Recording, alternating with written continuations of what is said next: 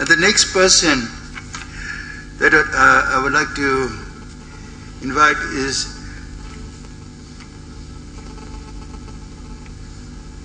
Dr. Yola Verbruggen. Well, Dr. Yola, if you don't mind if I call you Dr. Yola, has been a journalist in Myanmar since 2012. So I think she is, in a way, very familiar with our country, and she has been writing articles about the impact and scope of the reforms that has been going on in the country.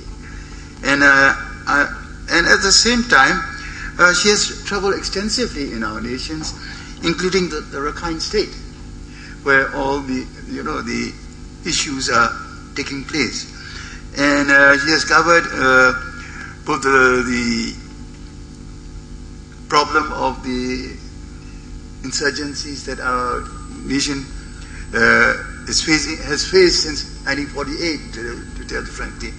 And I'm sure that we'll greatly benefit from our presentation. Dr. Yola, you have the floor. Minutes. Yes, I'll time it. Thank you very much for the introduction. We can leave out the doctor, which I'm not, so just Yola will do. I've been asked to talk about the interaction between the center and the periphery in Myanmar. And I think the best way to start telling you about that is with something I encountered when I was working. It was related to the Kokang conflict in northern Shan State. Of course, all journalists really wanted to go there, but access was too dangerous. We couldn't actually get into the area. So what most people decided to do is speak to the people who were displaced by the violence to get an idea of what was going on. So did I. I went to a last show where lots of the migrant workers, they are Burmese, but they are from lower areas in Burma. They worked in Lao Khai in the Kokang area.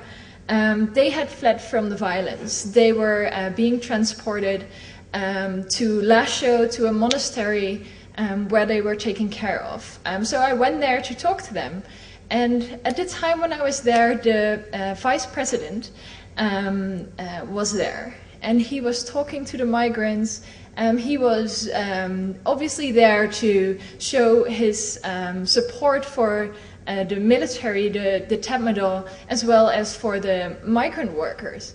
He was handing out money. I think every household got 5,000 chats, which is about $5. I have spoken to many IDPs displaced by other conflicts in the country, and I'd never seen anything like this. The vice president coming to visit, handing out money, waving off migrant workers as they were transported back to their native towns elsewhere in Burma. So it was very interesting to see also the way that the migrant workers who were predominantly Bama were interacting with the vice president. And then about an hour after the vice president had left, there arrived a big truck with migrant workers again from Lao Khai who had been taken out of the area. But as they were driving away from Lao Khai, their convoy had been shot at by whom they didn't know. I think that was very unclear. It's a very chaotic situation. But the driver had tried to speed away. The car had overturned. Everybody coming out of the car could barely walk. They had blooded faces. Their eyes were black. They had obviously been in a very bad car accident. 7 of them had died along the way. It was a horrible scene. They were taken into the monastery, taken care of by the doctors. There were army doctors there to take care of the injured migrant workers. And as they were there, a lot of people from the other migrant workers who were standing around looking at what was going on were talking about how much they supported the military and how they should defeat these rebels who were shooting at civilians. And it was something I had never heard before, even though there's a lot of talk by the Tatmadaw saying we are the ones keeping unity in our country. I had never actually spoken to many civilians who would voice their support for the army. So it was very interesting to see that. But then I was with a translator who was Kachin from the ethnic minorities. And he was very angry because he said, I have never seen anything like this. There is a conflict in Kachin state, in Shan state. Where is the government there? They're not handing out money there. They're not transporting us to safety. Why this difference? Why are we still being discriminated against? And I think this is where I would like to start my my discussion of what is going on in these ethnic minority areas, because obviously there has for a long time been this idea that the Bama are privileged, the ethnic minorities are discriminated against. But as the 2008 constitution was implemented, the states, the 7 states, which have predominantly ethnic minority populations, were given their own governments. So you would say that they feel less discriminated against. They have more of a possibility to have a say in what's happening in their country. But there is still a lot of structural obstructions that actually prevents them from having that influence that they think they should have in the areas where they live. So I will tell you a little bit about the structure of these states, and also there are 7 states, 7 regions. The regions are predominantly Burman, the states predominantly ethnic minorities. So the governance of these states is now in the hands of the state Luto, or the state parliament. These representatives are elected from all the townships in these states. 2 representatives are elected per township. On top of that, each national race, which is the recognized ethnic minorities in the country, if they have a population of at least 0.1% in the country, they get an extra ethnic representative. And on top of that, there is, as in the Union Parliament, 25% of the seats is reserved for the army. At the moment in total, and this is the regions and states combined, there is about 19% of all seats in all these region and state parliaments that are not occupied by the military or the USDP, the ruling party. But as Dr. Sanjay just correctly said, there is also some states in which the ethnic parties have actually been able to get a lot of seats. For example, in Rakhine, Shin and Shan state, as he pointed out. But the influence of these Lutos, of these parliaments, is diminished by the fact that the chief minister of all these states is directly appointed by the president. At the moment, basically all the state chief ministers are from the USDP, from the ruling party, apart from in Karen state, where it's an active military officer. So none are from the ethnic minority parties. The parliament does have to approve this chief minister, but they can only disapprove if they can clearly prove that the person does not have the necessary qualifications, which is a very difficult process, so it basically means they have very little to say about it. The chief minister, who was appointed by the president, selects then the ministers for his cabinet. And the president then decides on the portfolio these ministers will have. And as also at the union level, there is the Minister for Security and Border Affairs, who is appointed by the Commander-in-Chief of the military. So the ethnic minority representatives in the Luto have asked, why can't we choose our own chief minister? That would make things a lot fairer, that would make us feel more represented. But the military has made clear that they wouldn't support this, and obviously this would require a constitutional amendment. Without military support, that is never going to happen, because they have an effective veto in the parliament. Also, the legislative power of the state parliaments is limited to certain areas. For example, finance, planning, economics, agriculture, energy, electricity, industry. There is a lot of sectors included, but for all these sectors, their powers are quite limited. Their responsibilities are still quite narrow. And also important sectors like health and education, a lot of the mining projects, that still is in the central government is in charge of that, so the ethnic minorities still have little to say about that. This is also obviously for the non-state armed groups in the peace process now. They have time and again voiced that this is a big obstruction in the process. They still don't feel like they actually have a say in what's happening in their state. For example, the union has the right to manage all the large-scale electric power production and distribution, and only for the medium and small electricity projects, the state LUTO has legislative power.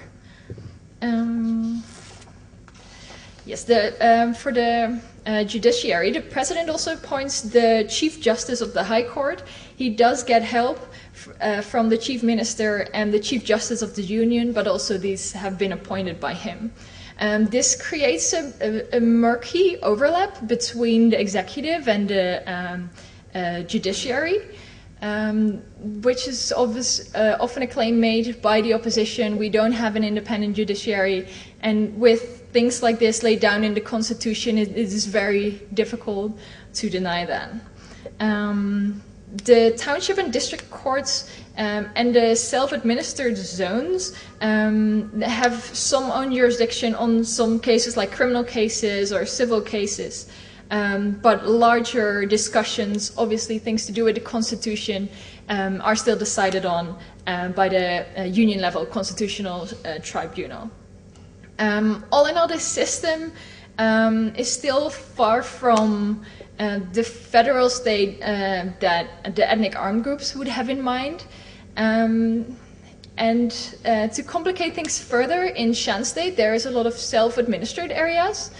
Some of the ethnic groups have been given their own area.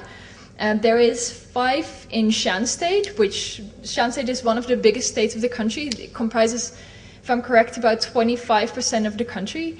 There's one other self-administrative zone in Sagaing region, and those are the only states that have any. These self-administered areas are governed by a leading body. There's no set amount of members for this body. It has to be at least 10, but that is the only regulation there seems to be. It consists of region or state LUTO representatives elected from the townships in this particular area, and other representatives that are selected by them. The military then sees what is the eventual number of civilian representatives and matches 1/3 of these representatives. So also in the self-administered areas, 25% of the members of the leading body is the military personnel. Yeah. Oh yeah, they have a lot less to say though than the region parliament. They have more to say on urban and rural projects, construction and maintenance of roads, public health, development affairs, water and electricity in towns and villages. It's a lot less. The only problem is the overlap between the state or region parliament and these self-administered zones is that their responsibilities don't seem necessarily very clear. So it's not always clear who can make a decision about what. And sometimes the leading bodies report directly to NEPIDO rather than to the region or state governments, which bypasses them, which obviously frustrates these elected representatives that they are powerless to implement what they want in these other areas. It's still very murky. It's not very clear who has something to say in what. Then there's the the union level parliament that also has something to say over the regions. The budgets are still centrally controlled, so it's difficult to actually have a clear overview of what these ethnic representatives in the parliament have to say about what is happening. And then there are, of course, the non-state armed groups. They have areas under their control. They have set up own administrations there. They often have developed structures for health, for education, infrastructure. These also operate separately from the government structures. Obviously, the government doesn't necessarily recognize these structures that have been set up. So there is another level of complexity in the governing of these states. Now that most of these groups have signed ceasefires with the government, even though there is still clashes occurring, connecting the state and non-state service regime would build trust and relieve the communities actually living in these areas. But because they are still deemed illegal organizations, this cooperation is very difficult. Also, Myanmar's peace process is not yet entered in a post-conflict phase, and so only limited cooperation is discussed in individual ceasefires. For example, the National Democratic Alliance Army in Eastern Shan State has agreed in its ceasefire agreement with the government that INGOs can come into their area and they will cooperate for development, health and education, transportation, mining and electricity. So there is some cooperation happening. And also in Shan State, with the PAO National Liberation Organization, the political wing of the PAO army, has agreed that they will coordinate with the government on agricultural projects. To some extent, the government has obviously recognized the need to develop these areas. A lot of the frustration from the ethnic groups comes from the fact that they are so underdeveloped, even in relation to the underdeveloped rest of the country. And the Chin National Front, one of the poorest states in the country, they have agreed to set up a special economic zone, allow tourists to travel freely, and build a highway and an airport. These are things they could never do without cooperation with the government, and the government couldn't do without being sure they would have the cooperation of this armed group, otherwise it could lead to conflict. Having said that, most of the projects in these ethnic states do still happen without the cooperation of the ethnic armed groups.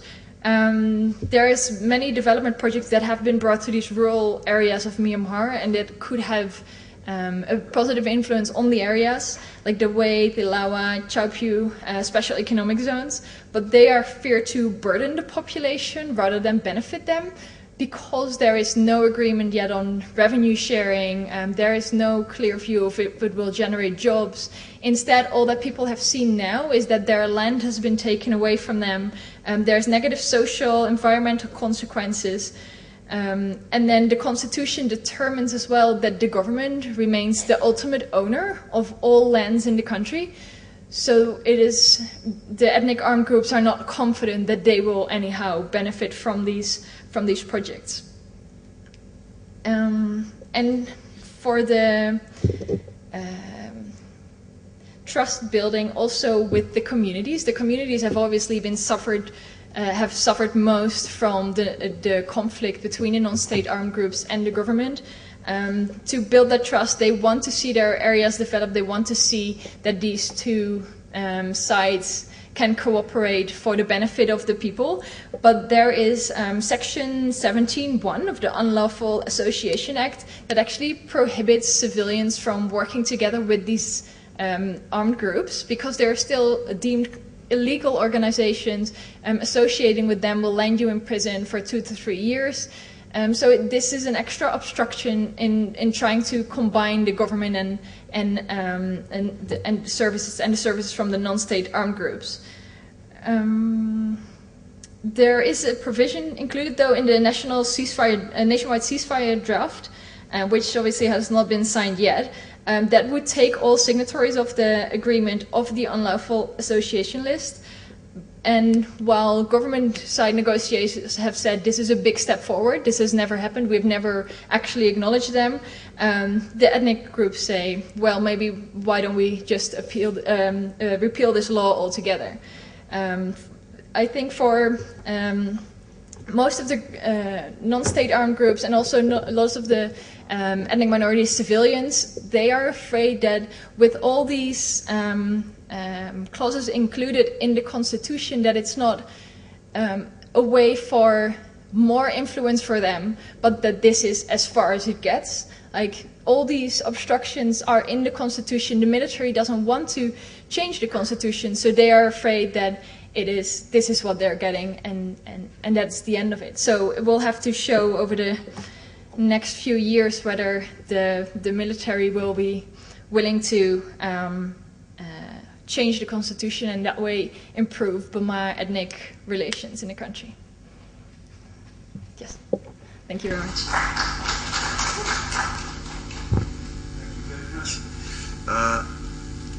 In a very short time, you have been able to cover,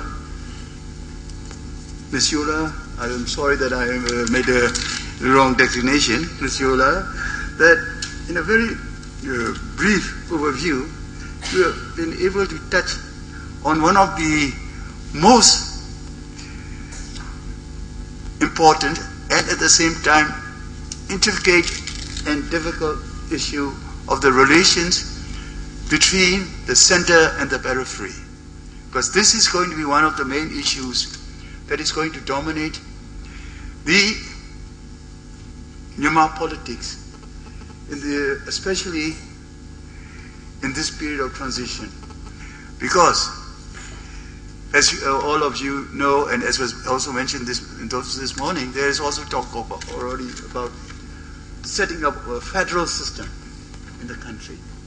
But how to agree to set up a federal system is one thing. But how to do that and in what way? Are we going to achieve that? Well, that's another matter. But I'm very happy to learn from you how the relationship between the center and the periphery, which is going to be one of our main occupations in the immediate future. Thank you.